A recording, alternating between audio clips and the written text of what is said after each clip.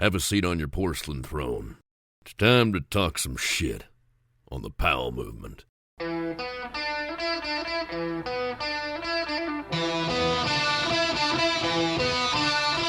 Welcome to the Powell movement.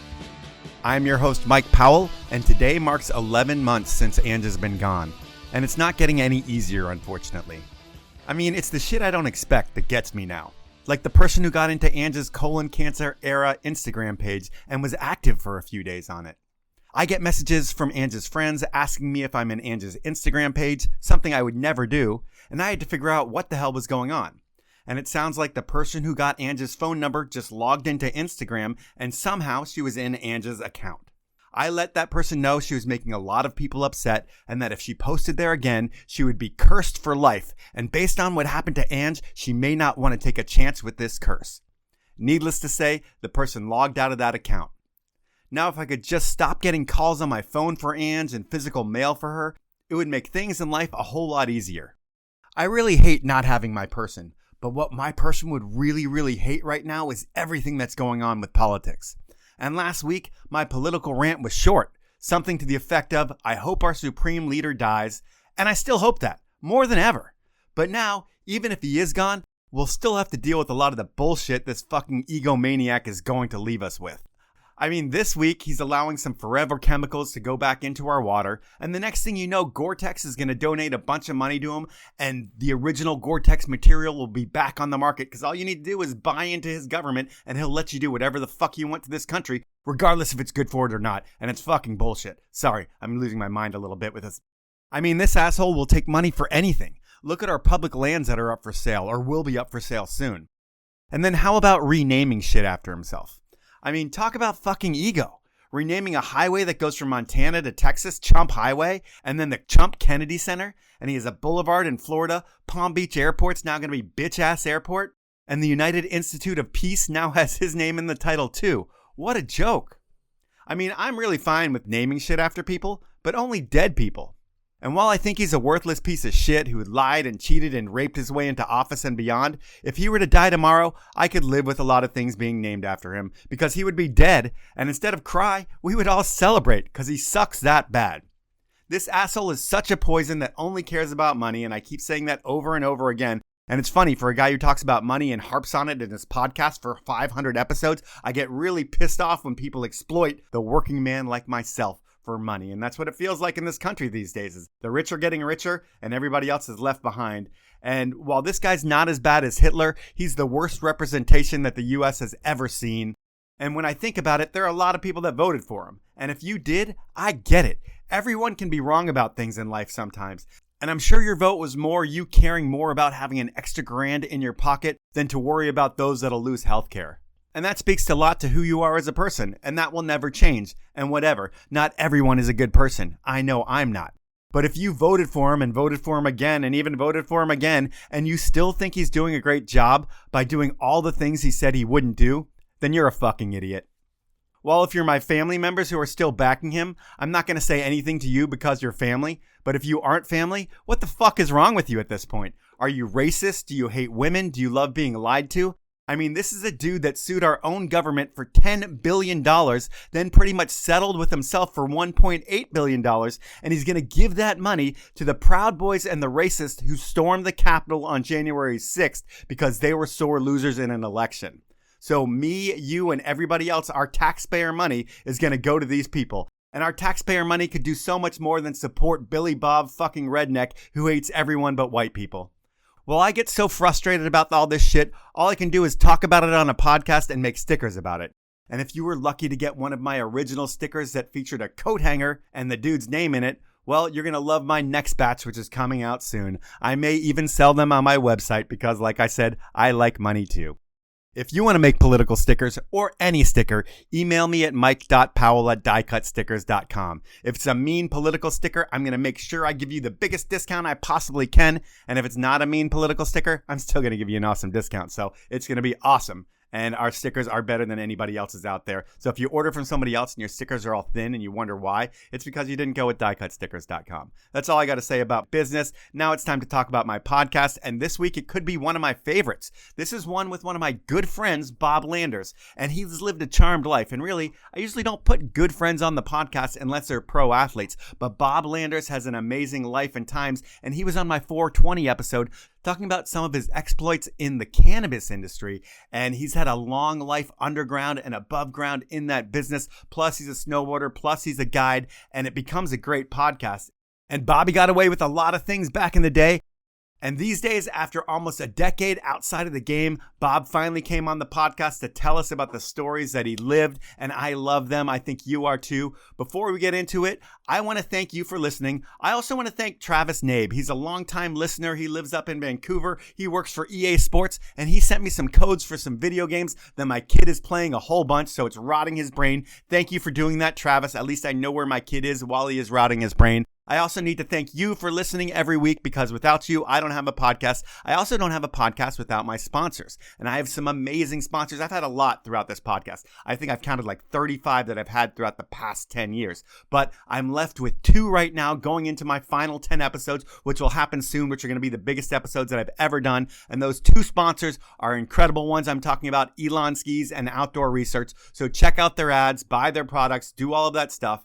And now it is time for me to jump into this podcast with one of my great friends, Bob Landers.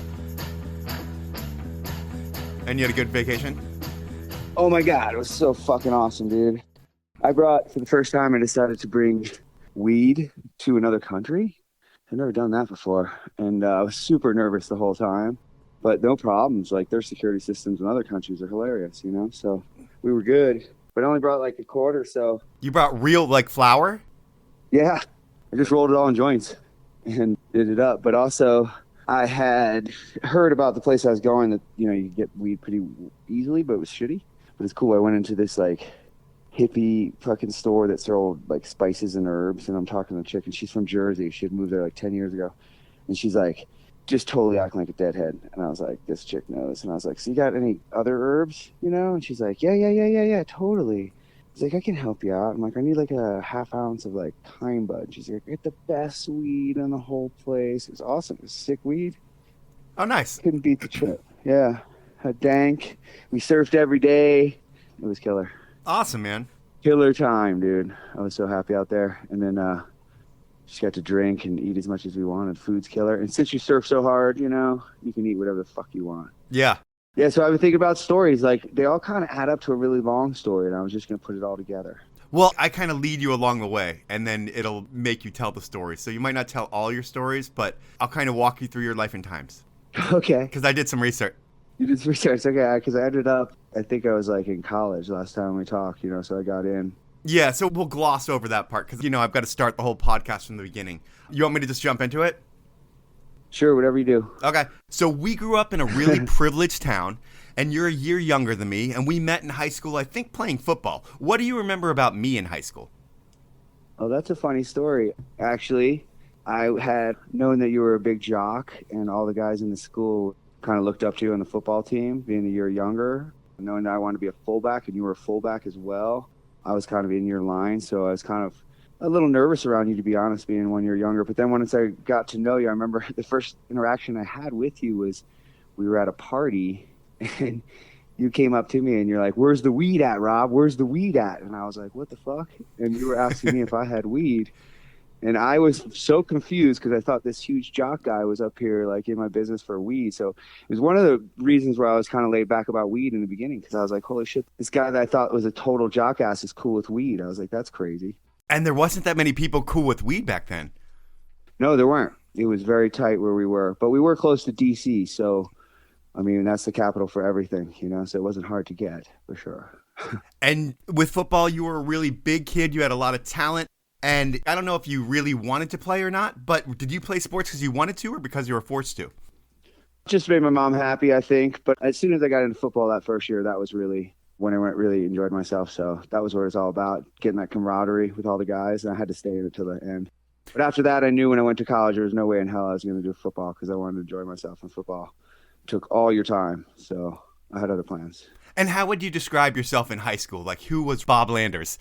Bob Landers was a guy that it's kind of funny. I was following the good guys for a long time. I was in the football team. I was doing everything right, like, hanging out with the right crowd. And I think it was like junior year, at the end of the year, I started growing my hair out. And my football coach that summer was like, "What the hell are you doing? You got long hair," and was making fun of me. And the more they kind of messed with me, I grew my hair out longer and got more into the hippie scene, wearing tie-dyes every day. And then eventually I remember quite vividly the day that I chose to not sit with the jocks and I moved over to the hippies and sat with them for lunch for the rest of the year. Because I had plans to go to Colorado to go to school, because I was kind of like, fuck these people, I got other plans. So I kind of just let them go and got to know other people that I would have never known years before. But that was a good experience, because I knew going to college too, I was going to Colorado. I wasn't going to know anybody going there. So it was a good chance to just start over. That's kind of what I did. So we come from this rich, privileged environment, and the world is kind of your oyster at that point. You're in this bubble. When do you start smoking weed? Because it became the most important thing in your life for a long, long time, something you're super passionate about. How does it start? Oh, man. A good buddy of mine had always wanted to try. We met some girls. I'd always been closer to girls than guys, so I was able to connect with these chicks that had some, and being it was ladies, it gave me my first opportunity to smoke some weed. Me and my buddy didn't mind at all, and so we felt it was really laid back after that, because most of the people we knew in the beginning were women. So I really got into it in the beginning, just had a really good time. Every time we smoked, just something great things would happen. It was a very stressful life. My mom was a pain in the ass. I had the East Coast upbringing, so having that weed on the side was nice. Plus, my uncle was a big-time grower up in Canada back in the day, and he grew. So my cousin was a big-time smoker and told me all about weed when I was younger, and his stories in Canada in the backwoods, growing in the back country, I guess you'd call it. We had to hike in deep to find this stuff. But he did a lot of work and told me all about it too. So I kind of was laid back about it, so I didn't find much worry about it. And then knowing I was going to Colorado, I was going to the epicenter after I left high school. So it was on. And so that's kind of how you found weed, but then snowboarding is another huge part of your life. I mean, if we look at passions in your life, it's weed, women, and snowboarding. I think those are the three things in your life that makes you exist. And when did you find snowboarding? Was it like 1986 when it was all coming up? Yeah, I would say I started doing it before I moved to Virginia. I got into it in the Midwest in Minnesota, and it was actually we're using skateboard decks and strapping on our feet, because snowboards were kind of a new thing. So we're using leather straps on skateboard decks, riding them down the back of the mountain backwards. And that's how we really started. And then one of my buddies got a snowboard, and we started sharing it, and then moved out here to Virginia, and they had some places that allowed snowboarding. So that kind of got me hardcore into snowboarding, because they actually allowed it. But you had to take a course to snowboard on the mountain. They didn't just let you snowboard. They had to verify that you could snowboard. So you had to go out with somebody and prove it. And if you were a certain level, you could use those certain parts of the mountains. In the beginning, it was really funny. So the more kind of restricted they gave it to us, the more I wanted to do it. Yeah, that was definitely a big part of my upbringing. Always trying to get out to the mountains every weekend, kind of avoiding a lot of things too, because I just wanted to get to go skiing for sure all the time. And you were a rich kid. I mean, we all kind of came from privilege. You had a dad who had one of these incredible corporate jobs. And when you grow up in that kind of environment, do you go on a lot of vacations where you're snowboarding at great places? Yeah, once a year, we'd usually do a trip for sure, go somewhere different and see something different. A lot of times, the trips would be just my dad and I. My sisters were much older than me, so it would just be the two of us, and we'd go somewhere. Usually it was Telluride or Winter Park was where we were going a lot. So I knew at a very young age I was going to Colorado. There was no question about it. Like maybe sophomore year, I was like, all right, got to gear my up.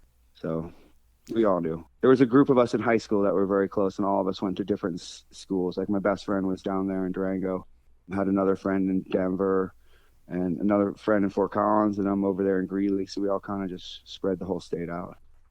And we established on the 420 episode that you did go to college. You almost got in trouble for weed. And eventually, I think you dropped out of school to become a snowboarder. Or why did you drop out of school in round one? And what did your folks say? Well, that's a funny story, man. Really, the reason I dropped out was because there was a car accident a year before, or actually 6 months before I dropped out.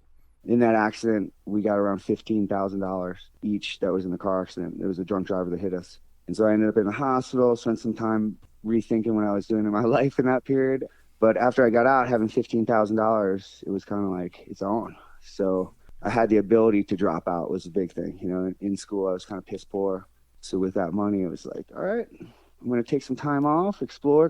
So I remember the first thing we did when we got that 15 grand was go buy a shitload of new snowboard gear. Then we went a tour over the West Coast. We hit Jackson, we hit Brighton, then we went out to Squaw. Had a killer time. Spent like so much money, but at the same time, it was cheap back then. So $1,000 got you a really long way. So by the end of that semester, I've been in what they call academic probation. And so I've been fighting back to get back into good standings with the school. So my mom was like, you can drop out if you can get out of academic probation. So that last semester, I worked really hard, dropped out of school, and then moved up to Vail. And it was one of the smartest moves I ever made. I actually tried to do Jackson. We couldn't do that. We tried to do Crested Butte, but Vail had an opportunity for us. We were pretty young, trying to get a place in the 20s. I remember my other buddy was 19, so it was a challenge for sure. So that's why you ended up in Vail, because you could rent a place there and you couldn't rent a place anywhere else? Yeah, there's just no opportunity. Nobody wanted to give a bunch of ski bums a shot, it felt like. And we didn't have a lot of money to blow. We didn't want to go big. So Vail felt the most secure. And there's so much money to be made there. I'd always kind of avoided Vail when I was in college and did all the other resorts because I knew Vail was so expensive. So I knew if I was trying to make money, I might as well be in the right place. And one thing that I kind of glazed over, I didn't glaze over because I didn't talk about it at all, but while you were in school, I think you had a crew back in Northern Virginia that were really into the dead scene, and you were into the dead scene as well. And your crew was touring and going show to show. Did you ever connect with that crew and travel and do the whole dead show thing? When I got all that money, one of the first things I did was go back to Virginia and go to the Cap Center. They had like a 3-day show, and I spent more money than I ever have at a show. It was so much fun, just buying everything that I always wanted. You know, you usually go to a show and you're just piss poor. You don't have any money to spend. No shirts. You see all the awesome clothes and all the gear, and you're like, I just have enough for little bit of weed and that's it. I barely made any show, but those were awesome days. But then actually I went back to school later on, and when I graduated school, like actually finished college, I actually went on the whole summer tour. So I traveled around, and that was really fun because I learned so much on tour. Was Jerry alive then, or was he dead? This was after Jerry. So once I finally graduated, Jerry was dead. Okay. In that period. So this was just like the dead group basically coming together without Jerry. But we spent the whole last semester of college saving up and buying tickets. So I bought like all the tickets for the entire summer tour, and we went on tour. And then when Dead wasn't on tour, we'd go on Fish or we'd go on Widespread. But it was sick because I learned so much, because when you're there, you realize, all right, I don't want to risk anything. I'm going to try not to take too many risks, because you drive around the country with a car, you know, and there's so much opportunity to get busted everywhere you're going. Because when you're following the Dead, they knew what you were up to basically back then. Yeah. So it was like dodging a bullet, but you had so many other people doing it. So you're just one person in a million. So anyway, so we're on tour. You start off, and we always would do the same thing whenever we go on tour. We start off selling water, you know, and you sell water, and you start crushing it with water, but you realize you can only carry so much fucking water. So then you start thinking, like, what can I carry other than that? Maybe like we'll make food. So then we would start making food. And all the problems with making food and water is you have to leave the show early. So we get to the show, and you have to leave like before the last song to get back to your car, grab the water, and make it back up to the beginning where other people are heading to the parking lot. And catch them while they're thirsty. You know, it's easy money, but in reality, you're charging like $1 for water, and you're buying them for like 10 cents. You're only making 90 cents of water, and carrying that water is heavy. So in reality, you can only max out at like, you know, $100, and that wasn't enough. At that point, we were staying in tents. So it got to the point where we're like, all right, the next move has got to be, we got to stay a little better. We got to live a little better. What are we going to sell? I went back to Virginia because the tour would go back and forth across the country. And one of the times it stopped in Virginia and had like 5 or 6 days off, I met up with a buddy that had a bunch of cuttings, leaves. We turned that all into brownies. Went back on tour and sold marijuana brownies. And that was just like very lucrative. We started staying in like the Holiday Inn, ditched the campsite, started living a little bit better. Life was good. And then we realized we could live a little better because we started meeting other people on the tour. After a while on tour, it's like a family, and you get to know like that guy's got the best LSD. That guy's got the best weed, you know, and you know who to go to. And there's a lot of bunk stuff there. So you know to stay away from the guys that sold the bunk stuff. But after a while, people would direct you in the right direction if you had the right stuff. And having those brownies kind of connected us to a guy that sold mushroom chocolates in Virginia. And he was very good. He was awesome about it, and they were super cheap, and they were always very strong. So we started using the brownies as a cover, and we walk around with the brownies and say, you need some brownies, and this person seemed cool, I'd offer the mushrooms. And then that changed the whole game, because then we were staying in like the Ramada, you know, we had like sweet nights. And some of those tickets, I remember after a while, we were making so much money. We also bought extra tickets while we were planning for this. So those extra tickets, we could make money off that, because the shows would always sell out. So you could always sell your tickets for something else, trade them for something you might want over money. And trade was more valuable at that time than money. So you get a lot more in some ways. So we trade those things off. And a lot of times you end up on tour, you'd have a lot of money and you'd be driving around with this large amount of money in the car. And we'd have to like go to a place to actually send money back to Virginia because we couldn't have it with us for too long. Because after a while, everybody knew who we were.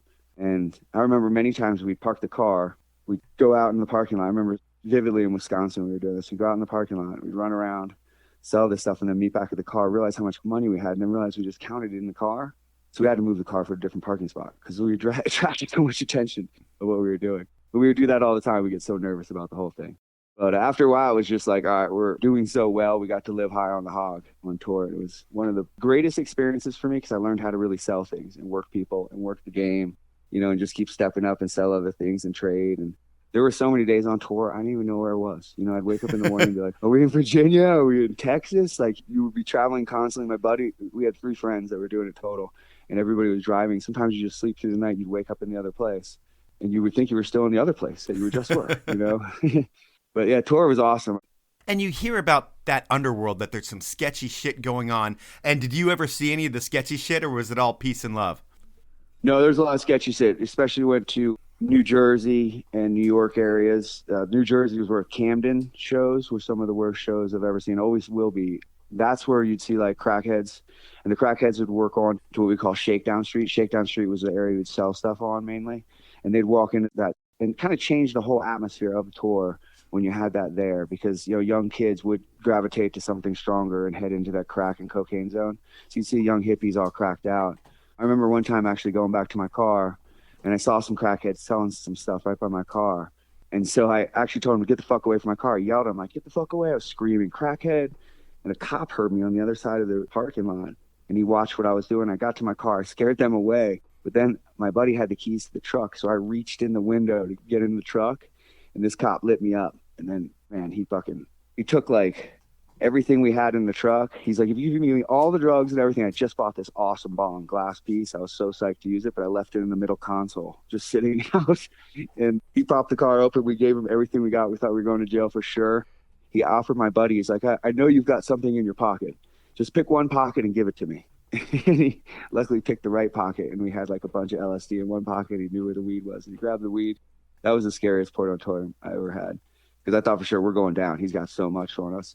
And you end up just walking away with the bong and the weed. And we realized later, like, those guys just wanted our shit.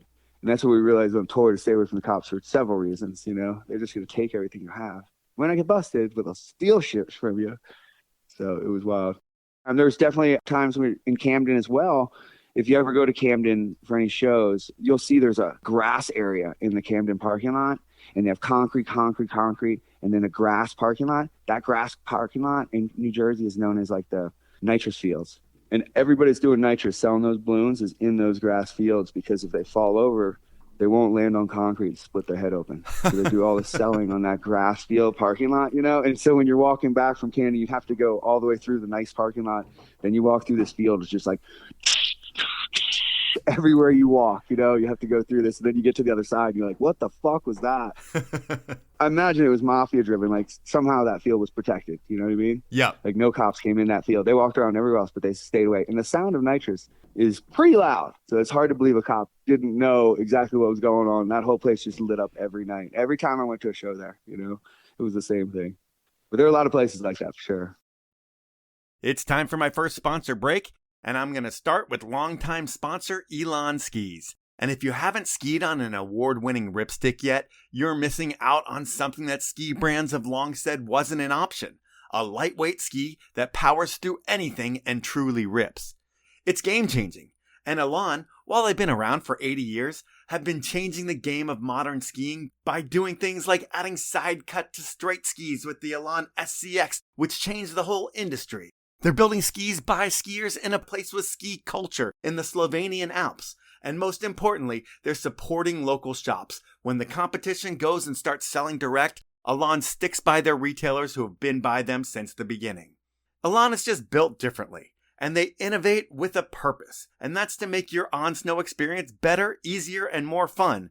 It's this approach that brought you the Ripstick and all of their award-winning skis. And when you're in the market for a new pair, visit an Elan retailer, demo a pair of their skis, and you'll know why Elan has built a cult following here in the States.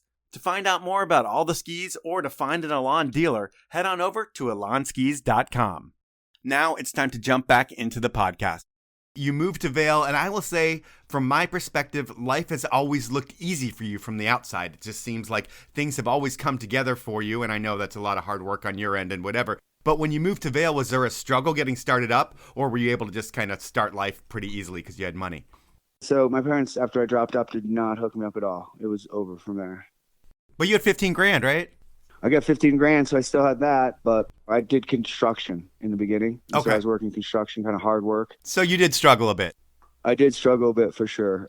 But then I met the man, and that changed things, so I was able to figure out how to make some connections, make things work with the side gig. And I'm going to bring up the man in a little bit because that's a big part of life as well. And I would think that just selling weed in general is a great common denominator to meet people.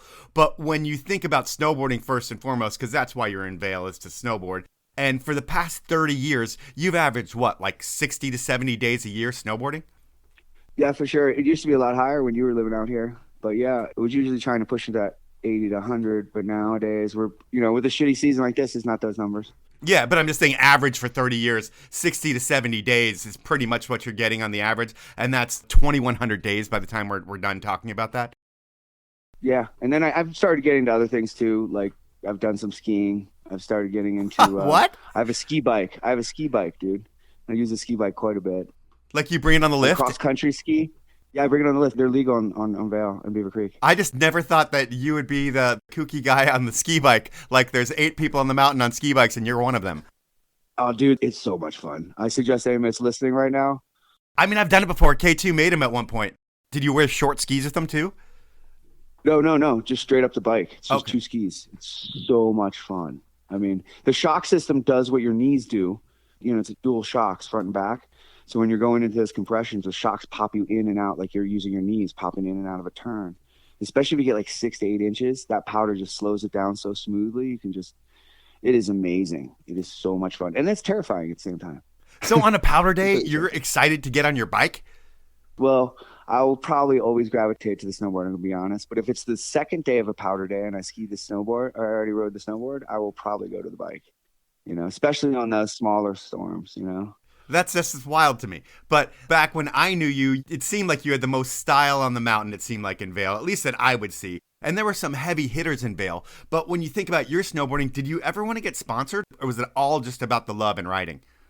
I think it was all about the love. I was too interested in girls and having fun. I wanted to originally, but it's just too much fun out there. I did a little stuff in some small resorts, did some competitions, but I was just having too much fun. The whole Colorado lifestyle is too much for me. I just love it. I'm still having that same fun, Yeah, I mean, I noticed that there was never any drive to do anything more than just snowboard from you, it seemed like. It wasn't like you were using snowboarding as a vehicle to get to another place. It was just what you were most passionate about. Did you ever get any free gear ever, or just what I would give you?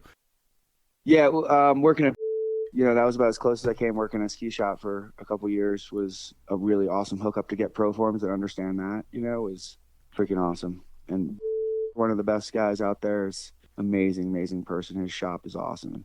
Really pro style stuff, and it's privately owned shop on the Vail Mountains. Rare to see.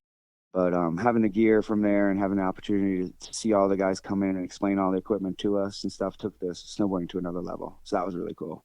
But I got to say too, working in that shop kind of pushed me to go to college, because after a while working retail, I realized I fucking don't want to be in this shit. I got to get my shit together and go back to school. So that's one of the reasons I did go back, to be honest. Yeah, I mean, really, did it feel like all your friends had gone to school, gotten their degrees, and started their lives, and you had been 20 years or 15 years in Vail and had not anything really going for you other than working at a ski shop and selling drugs, and you went back to college because you felt like you needed to, and then you get a degree, get a job, realize it sucks, and then you go back to Vail and get back to your old life? Exactly. That's exactly what happened. I mean, I basically got out there, did 2 years. I have a degree. I was like, this is awesome. I actually moved to DC. I had the ultimate job working for Greenpeace, doing graphic work. And I thought, Greenpeace, this is awesome. Idealistic work, it can make a difference. And, it's hippie style. I love it. I maybe worked for like 2.5, 3 weeks with them. And I was like, this is not the company I want to work with. They have no direction. We weren't really doing much, and it was really sad to see what was going on in that end of the world as far as what those nonprofits were doing. You know, Greenpeace doesn't accept donations from corporations, so they have to be getting all their money directly from just individuals, which is really hard. So people would, like in DC, just fleece the common man walking through the streets of DC and trying to get his credit card, and that's just not smart. You know, there's other ways to go about it. So I kind of stepped away from that. I got into working in DC and just not really enjoying it too much. I talked to a friend back home, told me about some powder. I think it was March after I made it through the whole year, and I made it to March, and just talking to some friends, I was like, I got to do it. I just took off, went back to Colorado, and I lived at a friend's house for like 2 months and snowboarded till the season ended. And it was not in the cards to actually go back. I thought I was going to start the real life, but as soon as I tried to do the real life thing, it was really hard to get away from the mountains. I can't do that. But you tried it, and I will say that one thing that you've always been passionate about is weed, and it's been like the common denominator in your life for so many different things. And the path to your weed growing, I moved to Colorado in 97, and you and I would snowboard every day, and then you worked at a hotel in Beaver Creek, and you would sell weed to me and my buddies and everybody else as well in Summit County, but I would just see you selling weed to me and my buddies. And then you'd leave town for like 3 or 4 days at a time, and then you would come back, and you were meeting the man. And first, how did you meet the man, and who is the man? What's that whole deal about? The man, it was interesting. I moved into my place in the second year in Colorado, and when we were looking at the house, there was a place below. It was actually condos, and the condo below had been growing a huge ganja plant. And so when I went and looked at it, I was like, guys, we got to live in this house. I was like, there's a guy downstairs that's growing weed. I was like, it seems like a good neighborhood, you know, let's get to know him. I think that the neighbors too is 2 lesbians, and they're super hot. And I was like, this seems like a really open community. I was like, we should totally live in this place, you know. I moved in, and almost immediately I broke my ankle mountain biking. So I was upstairs above him, walking around with crutches, just slamming the floor. So he didn't like me very much. So the first year was kind of off. Got to know him as a neighbor. Then I ran into him randomly in a parking lot somewhere. This is a little small Jewish guy that was very cocky, very much loved to talk about himself. That was his main thing. And he walked up to me and saw me in the parking lot, and he's like, look at this weed I have, and took out this giant Tupperware container and had the best weed I've ever seen. And supposedly it was called the G13. And at that time, weed was completely illegal, you know, and the G13, having like super kind weed like this was really kind of rare. You know, at that time, we just called kind bud, but he knew the name, and it had a history to it. It was a story like the U.S. had some lab somewhere, and somebody had smuggled this strain out, and it was like supposedly the strongest strain in the world, blah, blah, blah, blah, blah, blah, blah. But it was on point. Like whoever smoked it was immediately wanting more.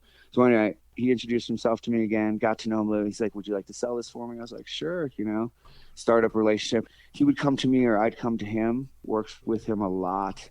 And after a while, our relationship got to the point where he would just drop off 15 bags of quarters. You know, I'd have to give him a certain amount back. I think it was $1,000 back. So I get $500, said sell him for 100, you know, and it would make $500 and do this every like 4 or 5 days. Oh, wow. And I would always say, I don't want to have too much in my house, you know, so I do it really quickly. He was awesome. And then actually, after I decided to go back to college, he was like, you're going to be closer to Fort Collins area. He's like, why don't you come over to my house and help me work? He had gotten a little bit older. He wasn't able to grow anymore. So I started helping him grow. During college, that's how I made money. I would go to his house every week, go on the weekends, help him set up the plants, and then go back to school on Monday and then do it on the weekends. And he would take off for vacation. I'd stay in his house. I really mastered the style of growing from him. He's a really great guy. I'm surprised he's still alive. The amount of cocaine that he did when he was younger was outrageous. That was the other drawback to working with him. He spent most of the money that he made on cocaine. So he was very unreliable sometimes, but it was great having that connection. And I got to know so many people in the Valley because of it, because we had the strongest weed. It was so strong that I had to, like, a bag didn't do it. I'd have to warn people. I remember working in the shop, people being like, dude, you can't have this, you know, it can't be in the store, you know, you just reek up the store anywhere you go, you know. I couldn't take the bus in, I would get rides in. I remember the bus I'd reek up too, like shit was no joke back then. It was rare. So was he like your mentor? Yeah, he was in a lot of ways, you know. I feel like he's part of my family. He was at your wedding? Yeah, he was. Yeah, he was at my wedding. He was a good guy. But I mean, that way I didn't have to work through college for 2 years to really save my ass, you know, and then I had really good weed for the whole time, you know, but I was really working. Did he have like a full-on grow house with like aluminum foil on the walls and shit reflecting stuff, and you managing something like that? Was it a big grow? It was a 3-story house, and the whole basement was the footprint of the house, and we grew in the entire basement, and it was separated into separate different rooms, and it was set up to harvest the plant every 3 to 4 days. So every 3 or 4 days, another plant was coming. It was like a chain of events. It would just keep coming and keep coming. And so we had to stay on top of it to make sure that something was harvesting every day because he was such a cokehead. He needed money constantly.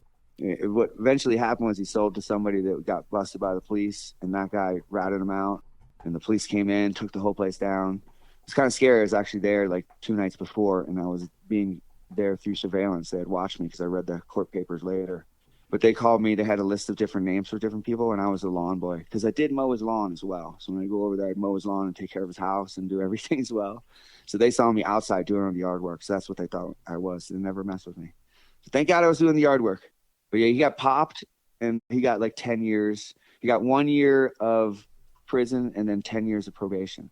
Holy shit. And then I kind of got the fuck out of there. Yeah. Have you ever gotten in trouble for anything in your life? I've been pretty lucky, you know. I mean, when that accident happened in college, they got me all the money. I did have a bunch of weed shoved in my sock. I got hit pretty hard in the head, and I wasn't thinking straight. So I actually had rolled all the weed. We were heading to a rave, and I rolled all the weed into joints, and I put the weed joints in a cigarette pack, and then took the seeds and the stems and all the shit that you had back then, the shitty weed when I was in college, and shoved that in a bag into my sock. And then when they took me to the hospital, I was strapped to the bed, and I couldn't move. So when the guy said, I'm going to have to take your socks off and everything, I was like, dude, I'm super cold. Don't take my socks off. You know, he's like, we have to, this procedure. And I'm like, bro, I'm freezing cold. We like fought, and I'm strapped, my head's strapped to the board. So I can't see him, you know, but I'm yelling at him. And he's like, we got to take the socks off. And he goes to take sock off. I can hear the bag crinkling as he's pulling it off. And I was like, fuck. And so like, I thought, okay, maybe nothing came of that, you know, and I go to sleep, and like, I swear it's like midnight. A cop comes in my room. Out of nowhere, a cop fucking shows up, and he's like, here we have some drugs, son, in your socks. And I'm like, oh my fucking God, are you serious? So he takes the bag out, and he looks at it. It's all stems and seeds. There's barely any weed in there. It's basically trash, you know? And he's like, this is what you smoke, son? And I was like, yeah, man. I'm like, poor shit, dude. I don't have any money. Like, that's all I got, man. He's like, son, you shouldn't be smoking this. This isn't good weed. And I'm like, well, I didn't know. I barely smoke weed, you know? And so he took that bag. He's like, here, let's just make a deal. You never smoke weed again. I'll throw this away. And I was like, man, that would be awesome, man. Thank you so much. And the whole time I'm looking at that pack of cigarettes that's sitting on the bureau right by my bed. And I'm like, that thing's full of weed, you know? And I'm like, if he fucking like looks at all, and I'm lying right to him, like, yeah, man, I will never smoke again. It was pretty funny. But yeah, that's pretty much the only time I got popped. I don't think I really got popped for anything other than, you know, getting in trouble with school and stuff. I've been extremely lucky, knock on wood. But I'm very cautious too, and I stay away from certain things. Doing this podcast has made me very nervous. That's for sure. Well, the statute of limitations has definitely run out, and we're not going to be using your name at all, and we're talking about something that's legal now. So I think this is all gravy. That is true. That is true. And it was the Wild West back then. Yeah, I mean, this is 20 years ago. Yeah, exactly. I mean, 7 years of statute of limitations, so we're good here. We're good. We're good. When you're working with a big grow house, did you happen to see guns and tons of money? I saw tons of money, but I'm telling you, with his habits, the money went quickly. So we would go out to eat all the time. Like, there wasn't a time that we'd eat at his house. It was always going out, like lunch, dinner. Everything was like, we'd order stuff in. We lived very large in that place for what we were doing. But he had a lot of guns, actually, and it was interesting. He did a smart move, because when he got busted, he was a felon before that. So when he got busted, we got in a lot more trouble if they had found the guns in the house. Mm-hmm. But when he redid his kitchen, the baseboards in the kitchen, he had made a hole behind it so you could pull the baseboards out underneath the kitchen countertops, and he could slid all his weapons underneath there. And he had a shitload of weapons underneath there. And it had like a trap door. You had to pull at the right spot to open that baseboard. But it was genius. When he got busted, they searched his whole house and they never found it. Is that how you always had different trap doors and shit in the places that you lived because you learned from him? Oh, yeah. Yeah. I definitely have sneaky areas because you have to hide shit all the time. So I remember I lived in Vail, and we had a little grow that was directly above my neighbor's house. And I remember when I was leaving, I moved out after like a year, and it was directly above her front door. So I always thought, man, she must know. She must know. You know, it's a closet, you know. And as I'm leaving, I'm like, I got to ask you a question. I'm like, did you know? Did you ever smell anything? And she's like, no, I never did. I'm like, that's crazy. Because I've been growing weed like the entire time above your house. You know, and she's never smelled it, which I was amazed with. But again, I learned a lot from the man, like ventilation and stuff like that, carbon filters, things like that. We really got to figure out. I remember I went to one of your places and you were like, Mike, if the cops were to come to the door, I push this button, it sucks every inch of air out of this house and there's no smell whatsoever. And I've got this safety button. And then there was another place that you lived in. I walked in your kitchen and you had a fluorescent light in your kitchen and you pull a string on the light and a staircase comes down and you had a whole upstairs. Yeah, that was awesome. That was my favorite one because I had a family over all the time and I have a full-on grill upstairs and I had a tie-dye over top of that stairwell so you couldn't see that there was a stairwell on the ceiling, you know? Yeah. I just hung the tie-dye over it and it pulled that down. That was a really fun grow because that actually was the first time I was actually able to supply my own habit with my own, because a lot of them were just kind of hobby ones. When I was working with the man, I would just have like something on the side, you know? But this was a real one where I could just supply myself. And then I started learning about strains that don't have as much smell, but are just as strong. And that's really where it's at, because then you can grow in these secret spots that don't have a lot of smell. But then you're dealing with, probably if it doesn't have as much smell, you're not as much good quality. But at that time, quality wasn't a big deal as much to me. Trying to save money and have good weed. I mean, everybody knew you had the best quality. Yes, for sure. I mean, that was the whole idea. And it was for myself, you know. I got to say, too, most of it was just to feed my head, not my wallet as much, you know, because my head would smoke so much that I would need that, you know, financially I'd be in a lot of debt. Yeah, totally.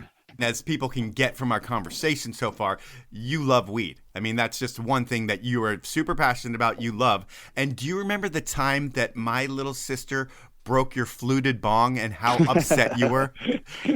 That's so funny you say that. Yeah, that was a conversation when I saw her recently, actually, and I apologized profusely for that because I felt really bad.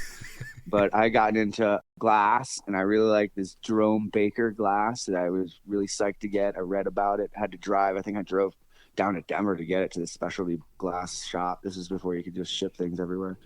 And had this sick glass. It was awesome. It was like a specialty thing. I'd be like, you guys come over to my house. I've got this bong. We could smoke it, you know. It was a big deal. It was like a whole event.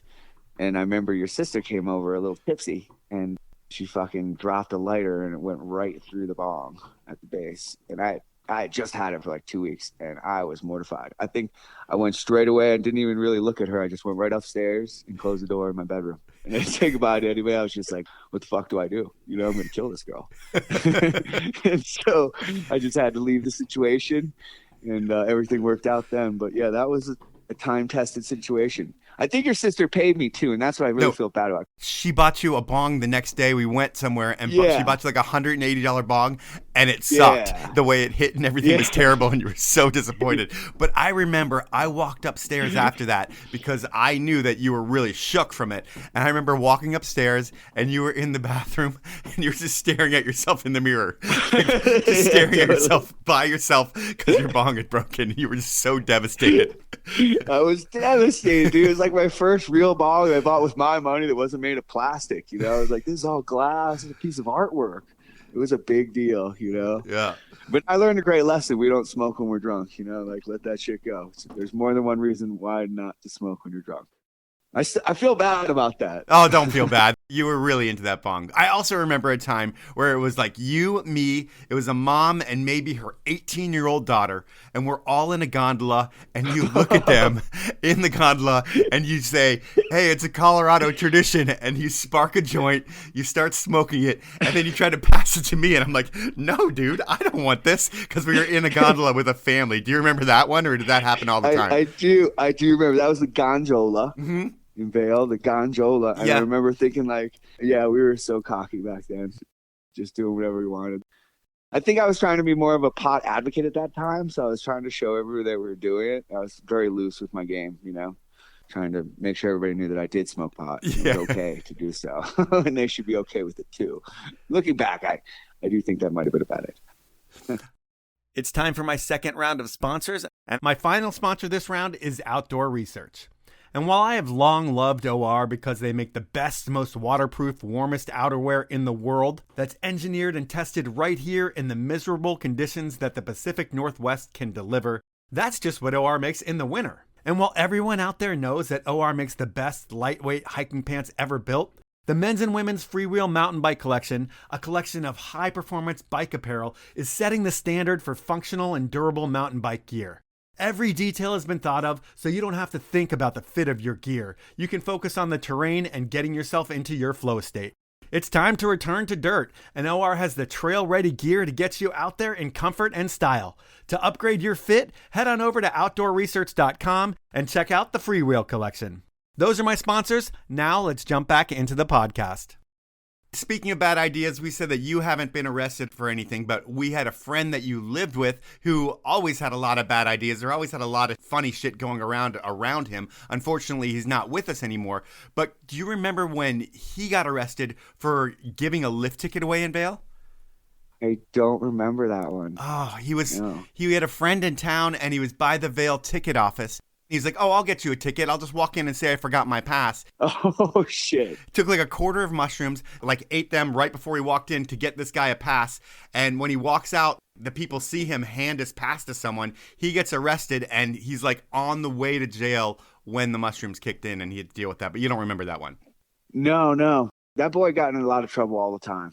What's your best story about that guy? We're not going to say his name because he's not around anymore, but he unfortunately was an alcoholic, and if you're an alcoholic, you should definitely get some help because that is a nasty, nasty drug at the end of the day that's like almost as bad as heroin, it seems like, from the people who really have a bad problem with it, but it ended up killing him. But when he was alive, he was funny as shit. He did some stuff that maybe he was funny as shit. What's the best or funniest or weirdest story about this guy?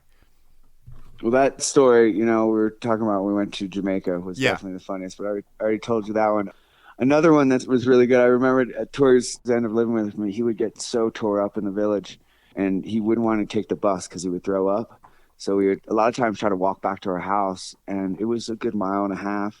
And a lot of times he wouldn't make it, and we knew he would be out. So we'd be like, we got to go look for him. Where would he go? One time there was a Holiday Inn that was in the center of Vail. And they knocked that Holiday Inn down and put in like the Four Seasons right now. But in the process of going from that Holiday Inn into the Four Seasons, they were doing a lot of construction.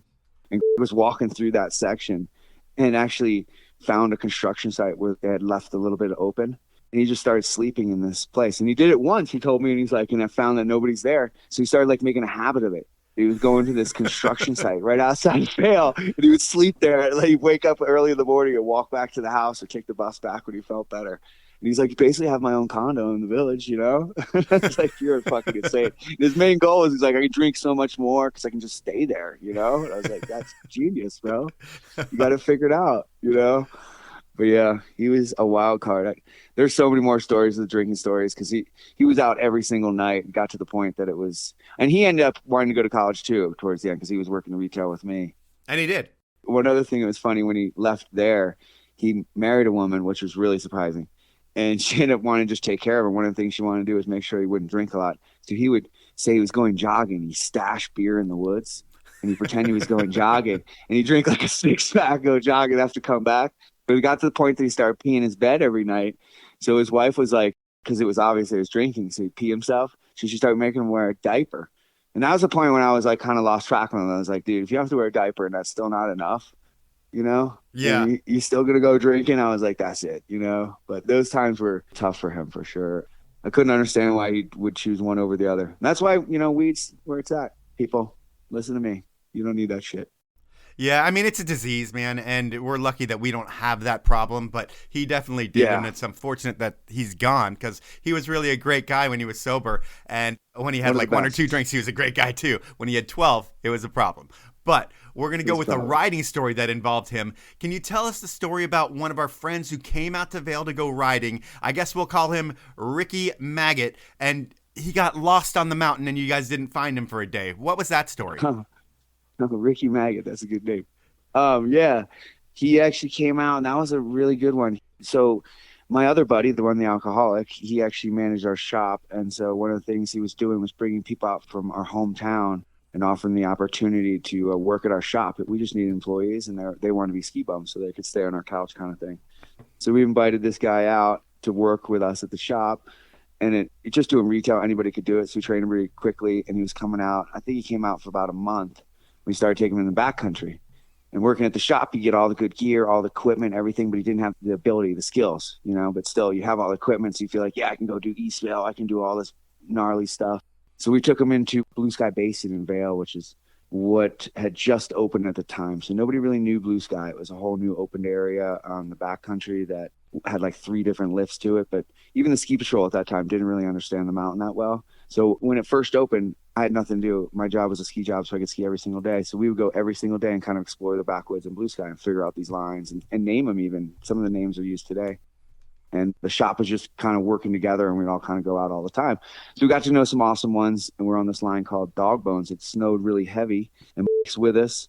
There was a cliff line. We all did the cliff line, and the snow was coming down heavy. At that point in Vail, one of the things they do is bring the lift lines up when they knew the storm was going to be really bad the next day. The ropes, basically, they'd lift them up. And they lifted them up a little bit higher because they know the storm was going to be big. It was like 2 o'clock, they were saying. We found this out because we ended up meeting up with Ski Patrol that night. At first I called Ski Patrol, let them know my buddy never came back from the mountain. So when we did that cliff line, he never showed up. He never came out of the woods. So we did it again, looped the whole line again. And then we had to go to work. I had like shift at 4, but he had to be in at 4 too. So I figured I'd see him at the shop. Went to the shop at 4 o'clock and he never showed up. It's like 5 o'clock now. And I know he's still got his snowboard boots on, and he was a drinker too, but I figured he's got to work. He knows he's working, you know? So I actually called Ski Patrol like 5 o'clock from the shop. And I was like, we got a guy, he's missing, he hasn't come back, he's got his gear. I can see his wallet and stuff, his gear is at our shop, so he hasn't changed, you know? I don't think he's drinking, doesn't have any money. You know, like, okay, it's a big deal. Maybe by 7, they start looking. Maybe by 7, they're like, it's a big snowstorm, we can't go out there, we can't do anything, but we have a police officer coming to you. So that police officer came to my shop, and we went around to all the bars and looked for him, we couldn't find him. And then we ended up going back to my house. The police officer drove me to the house. We looked in the house where it could have been, you know, he wasn't there. None of his gear was still there. We couldn't find anything. So then by like 9 o'clock, we had called his parents, his family. His brother was on the way over from Boulder, 9 p.m., you know, and my other buddy that was with me when we last skied met up. I think it was about 11 o'clock. We had to meet at the base of the mountain. We sat with the Ski Patrol from probably 11 to 12. And interesting thing about Ski Patrol, when there's a situation like that, they all have to drop what they're doing and show up regardless if they're working or not. It's 11 o'clock at night. So all these Ski Patrol just show up, you know, and I was just super impressed with that right away. And 11 o'clock at night, we're all sitting there and got it all together. Probably by midnight, everybody was geared up. And the plan was to put on headlamps for everybody. And we go up the mountain. My buddy and I went up with the kid that was missing, his brother.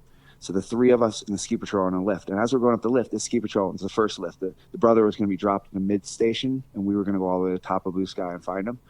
And so we're on our way up, and the Ski Patrol's like, should be no problems. Should be really mellow. You know, he's probably fine. These things happen all the time. Should be good.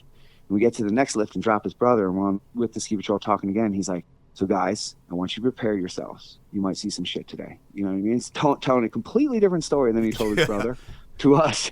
And he's like, so I need you to look under every pile of snow, every wind drift, because it snowed like 6 or 7 inches while this was all going on. So if he had gotten hurt, the thought was he was covered in snow and we weren't going to find him. So they wanted to cover the entire mountainside with Ski Patrol going down where we were and cover every different angle that you could go. And then there was another group that was way down below heading towards Midturn, coming up the valley, trying to see maybe he had somehow gotten out in Midturn run or something, you know? Yeah. So it was kind of like we were meeting in the middle in that spot where we last saw him. But it took a while for everything to group together. I would say about 1 a.m. is where we finally got to the top. Everybody's on radio, so that was wild too. So you could hear like an echo of the same radio across the mountains. And we were all trying to be within like an arm's length or a little bit further apart from each other and ski down the mountain together. So we're working our way down the mountain looking for this guy.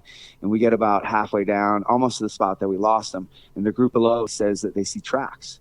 And like, we're going to follow the tracks. They start following the tracks. And I guess they figured out where he was. They found a little snow cave. And our buddy was hiding in there. One thing he had, I knew he was a cigarette smoker, so I knew he had a lighter, you know? Yeah. So I knew he was safe with that. But what had happened to him was he was stuck in the snow cave, and he had walked into the rivers down there, and his boots were soaking wet, so he couldn't really walk anymore. He was freezing cold. We had stayed up all night long. Probably about 3 a.m. is when we figured this all out, you know? So we get together with him, bring him back down, you know? We're all like hugging, like it was like, holy shit, we thought he was dead, you know? We all thought it was over, and it was really a freaky thing. Then for like the next like 3 days, everybody, because this is in the paper, of course, you know, the whole story.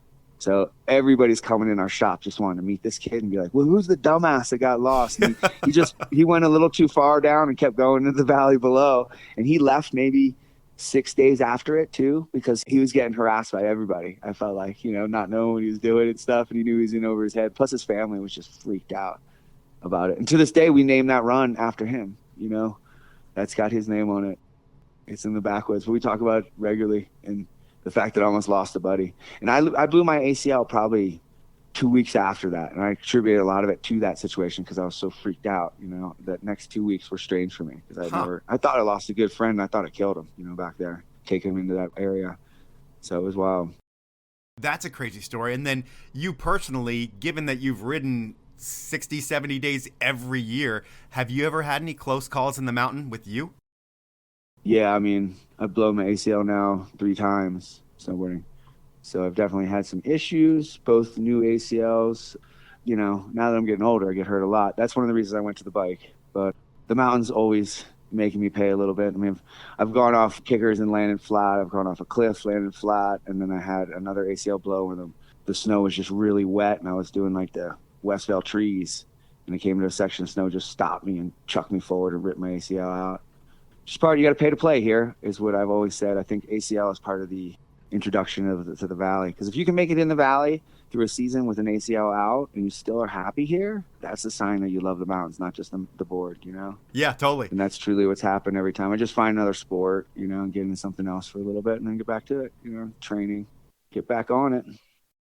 So you got to pay to play, and thinking of pay to play, it brings up money to me because I talk about money in a lot of my podcasts. And let's say, you've had all these different jobs over the years. You were the hot tub guy, you were the Hyatt guy, you were, tons of different jobs. You worked at a shop as well. And let's say if you're able to make 50 grand a year legitimately, how much were you able to make outside of the legitimate stuff? Were you able to make 100 grand in weed?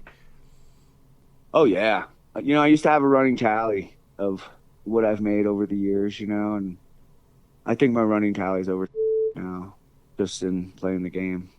But that's total running for a long time. Because certain deals, there was periods where, these are scary things that I was doing back in the day, but I was sending stuff to Virginia. That was a very lucrative business for me for a while, and that was super sketchy. You know what I mean? Like going into these mom and pop shipping places and dressing up in a uniform that a buddy of mine gave me that he got fired from a place.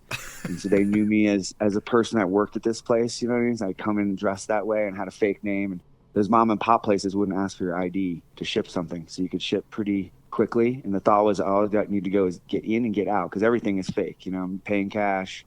The return address is fake, so the person on the other end is the only one screwed in that situation in my mind, But then again, if you hit those mom and pop shops too long, or you didn't airtight seal your bag, or you didn't, wearing gloves through the whole process of the bagging, just too many stressful things happen. Actually, the guy I sent it to in Virginia got busted because he was doing it to somebody else. And so the other person that was coming from California doing the same thing was doing it improperly.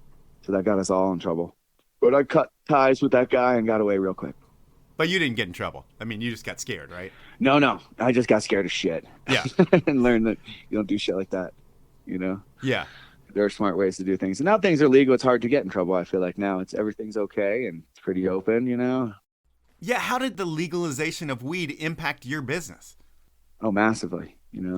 I got the medical license a long time ago, so I was always connected with that. So I could always carry before it got legal for sure, the medical stipulations, you're allowed to do a whole lot of things that you can't do as just a regular person. I can get in the prices of like a quarter of what everybody else is paying and get a whole lot more. So that always helped. But no, it's definitely harder because the choices that people have. So what it comes down to now is what I have is you have to have skills. You can't just be growing any weed. You got to have skills. You got to have some stuff that people like eyes go backwards and they're like, Jesus Christ, that smells amazing. Like, what the fuck, And now it just comes down to finding those right strains that are correct. So coming correct is always something I'm trying to do, figuring out, like, I go through seeds a lot, it's something that I do on the side. I'll go through them and figure out which ones I like. I don't do it at all anymore now, but I would go through seeds and go through strains, and you would have clones that buddies had and you'd be like, oh, that's the best. That's the best. And if you had the right strain, it didn't matter if the store had it. Cause I find personally, at least up here, the stores suck. They're trying to mass produce things and you can't mass produce really good weed.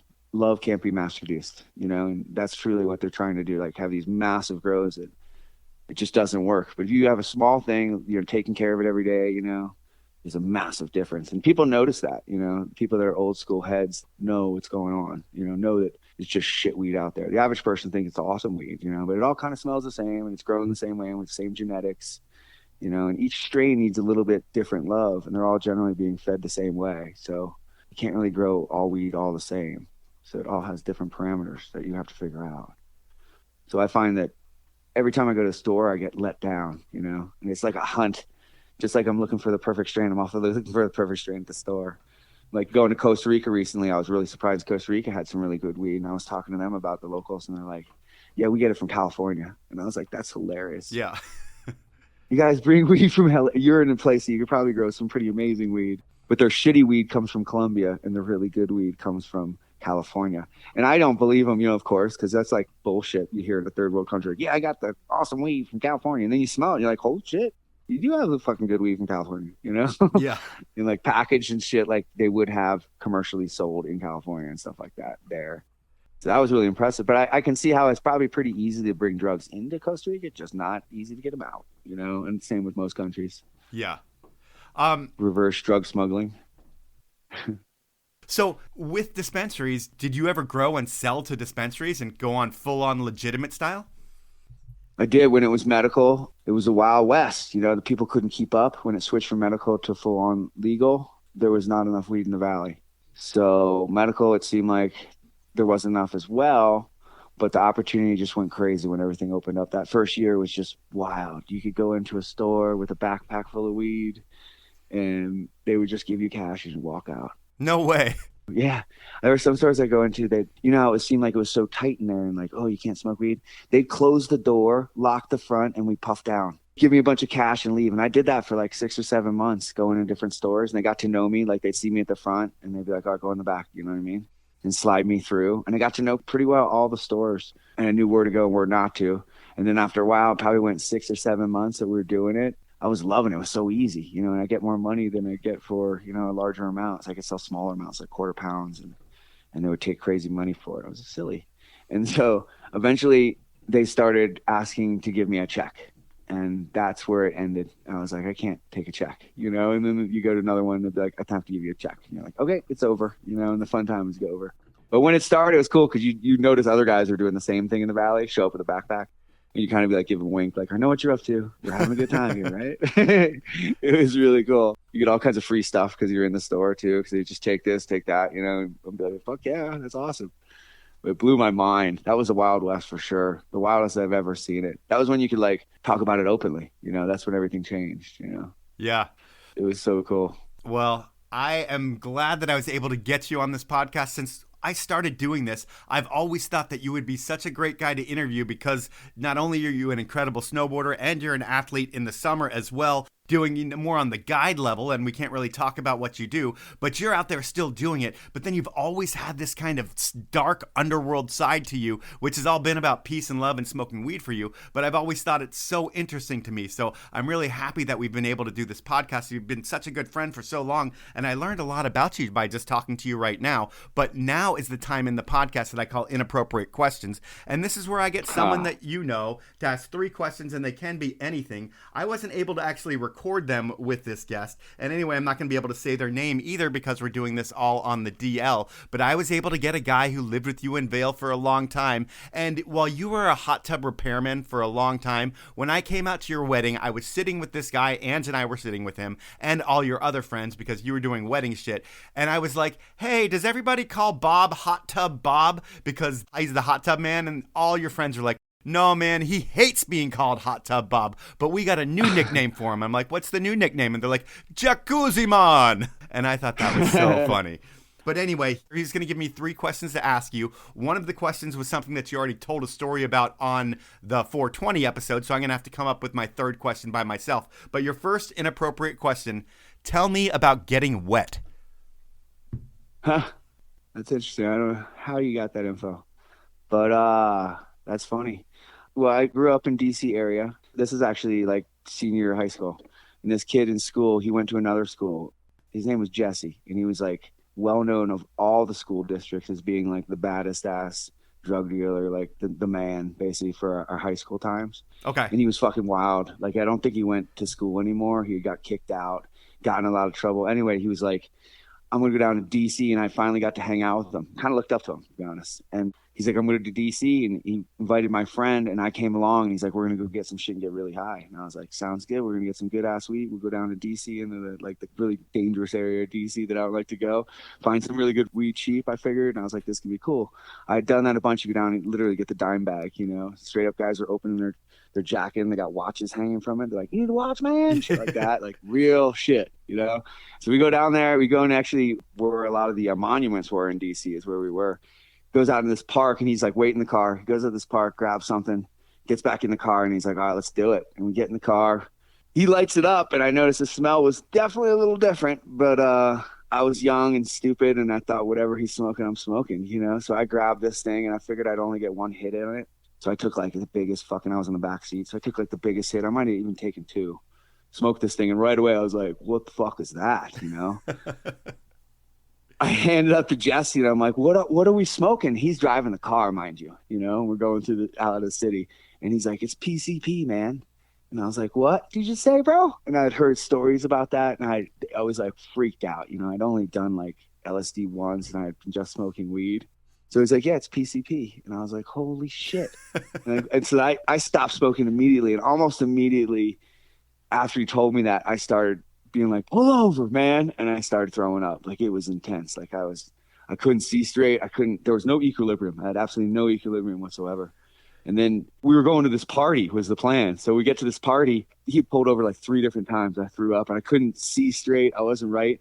So going to the party, I remember so well laying down on the deck at this party and watching everybody through the window because I couldn't go inside. You know what I mean? I couldn't stand up. And if I stood up, I would fall over and I would probably throw up. So I'd just lay down in the shit. And I was like, why would somebody like this drug? You know what I mean? And I'm watching everybody inside and they're all walking around because they're all on it too. They're all walking around like penguins, like bouncing into each other. Is fucking hilarious, But I remember thinking, I was like, all right, that dude, I'm never hanging out with him again. It's like, I just need to get away from him. But he's like, we're leaving. He was my ride out, So I had to get back in the car, and the smell of PCP in the car made me throw up immediately. As soon as I smelled it, I was like, oh my God, it like hit something in my system, like never do that shit. And I had to stick my head out of the top of the car the entire drive back. It was the only way I could drive out and get out of there, They got no cops pulled us over, but I was like, I will throw up if I put my head down, Shit was bad. That is amazing. I don't know how you got that story. Good. That's a pretty good one. Yeah. And then is there some story about your mom's van? This is question number 2. Oh, yeah. Well, that was when I was young, too. I had gone to one of those ski trips with my father, and my mother had gone to Mexico. And so when we came back into town, I had to go get the dogs from the boarding place. So the dogs were boarded, and I went and got them. So we have this big van that my family had for picking up the trash. We lived in the country in Virginia. So in order to get our trash, we had to actually take our trash in. There was a place you bring your stuff in, as well as if we did anything with the dog, it always was in this big van. And it was a piece of shit. My dad hated the van. My mom loved it. So anyway, I picked these dogs up, and I just came back from Colorado, and I hadn't smoked the entire time I was in Colorado with my dad. So of course, I go out immediately. We land. First thing I do after I get out of school, I was supposed to pick up the dogs and bring them back to the house. I went back home, grabbed the van, and got super fucking high, and then went and got the dogs. I picked the dogs up. They weren't very far from the house. Picked the dogs up this boarding place, bring it back to the house. And this piece of shit van, you could like pull the keys out without putting it in park. Okay. So I get up my driveway and I'm parking, and there's a hill just below it. And I pulled the keys out and the dogs are still in the van. I pulled the keys out and went to get out of the car and didn't put it in park. I had like the stick shift kind of park, and this was ones that had the changing right on the steering wheel, to go from drive to park. And I didn't do that, I just forgot it. And I got out of the car, stepped out, and I went to open the door to let the dog out. And as I did, I felt the car start to move. And I was like, oh my God. So remember, I'm super fucking high. Instead of jumping behind the wheel, I jumped in front of the van and tried to hold it back. Okay. And the van just started picking up more momentum. And we're going down this hill, and there was a bunch of trees on the bottom of this hill. And I'm like, oh my God. And it's coming towards me. I'm holding it as long as I could. Then I just started running down the hill, and it was coming after me. And it just smashed and totaled into this fucking tree. I open up the door because I'm freaked out of my dogs, I run to the car, open up the door. They jump out. They're fine, but they're like never going to get in the car again kind of attitude. They were freaked out. And I'm down at the bottom of this hill like, oh, I'm fucked. I am so fucked. And I'm so fucked. I need time to think about what I'm going to do. As I'm walking up the hill to my house, I can see my dad coming down the driveway. He had just come home, and I was like, son of a bitch. Like, I didn't have time to think about what I'm going to do. And my dad looks at me and just starts laughing. And he's like, I hated that van so much. You're going to have to explain this to your mother. And he just went inside and didn't talk to me. And I was like, holy shit. And my mom was coming home that night, and he was supposed to pick her up at the airport. And he's like, you're picking up Mom, and you're going to explain it, And thank God I had enough time to sober up, and he didn't talk to me or anything, because that whole time I was just like, I'm so blitzkrieged right now, I had no idea. You take like a week and a half off of smoking weed, and then try to smoke as much as you did. It's not a good move to try to drive. So I learned a valuable lesson for sure on that one. That was a good story. All right. Now, here's your final inappropriate question. I'm making it up on the spot because these questions came in last minute, and the final question that was given was the question about you working at the hotel in D.C., which you talked about during the 420 episode. So I will say that you're one of those guys that I think all girls think is extremely good looking. You're like tall, in great shape. You're super confident. And everywhere I've ever gone, all girls are always attracted to you. And then you're one of those guys that gets along with girls really well as well. So you always have a lot of girlfriends. And then in our time when we were in Colorado, it seemed like all the women wanted to be with you. You wanted to be with the women. You had cougars from your hot tub jobs. You had different girls that you were dating. How many is the most girls that you were dating at one point? And what is the biggest, craziest thing that ever happened with them where they almost found out about each other? Can you tell a story about that? Boy, that's too risky. Okay, fair enough. Just a lot of good stories, but let me tell you a good one. I can tell you a hot tub story that was really funny. Well, kind of crass, but at the same time, I remember working for the hot tubs, and the weird thing about hot tubs, you're supposed to show up at the people's house. And I was always trying to ski as much as I could. I took care of hot tubs in the wintertime, so I'd try to ski in the morning and then get everything done, and I would do it into the night, take care of hot tubs, service these tubs. And sometimes I wouldn't be able to finish, so I'd have to maybe get up super early and do the tub in the morning before I go skiing, kind of thing. So I'd switch them both ends. So sometimes I get there a little too early sometimes, and sometimes I get there too late, so people are actually using the tub. This one time I got to this lady's house really early, and the boss of my company had told me that she was a Sun Tropics model. And I was like, oh man, this is awesome. Like, I can't wait to take her to her house, So I go over there and working on the tub. It was like 7:00 in the morning, And I had a pretty awesome night before. I had met a girl at the bar, and I hadn't showered or anything. So I just wanted to go straight to this and go skiing, get my work done. So I was kind of ripe in my mind, Yeah. And then this girl steps out of the room. It's like 7:30 in the morning. She steps out of this place, and she sees me working on the hot tub. She immediately grabs my hand, and she's gorgeous, Sun Tropics girl, and she's gorgeous. And she grabs my hand, and she's like, how's the hot tub? And I'm like, good. And I'm kind of like, what the fuck? It's early in the morning. Like, what is she doing? Yeah. And she's like, my hot tub really good. I'm like, your hot tub's awesome. We talked for maybe like 10 minutes about the tub and the benefits of it. And she just turns to me and goes, you want to fuck? And I was like, what did you just say? And I heard it, but it's one of those things when you hear it, you're like, did she just say that? And I was like, the last thing I want to say is what? So I just said, yeah, like just like that. Yeah. And she's like, come on inside. So I take her inside, lay her down on the bed.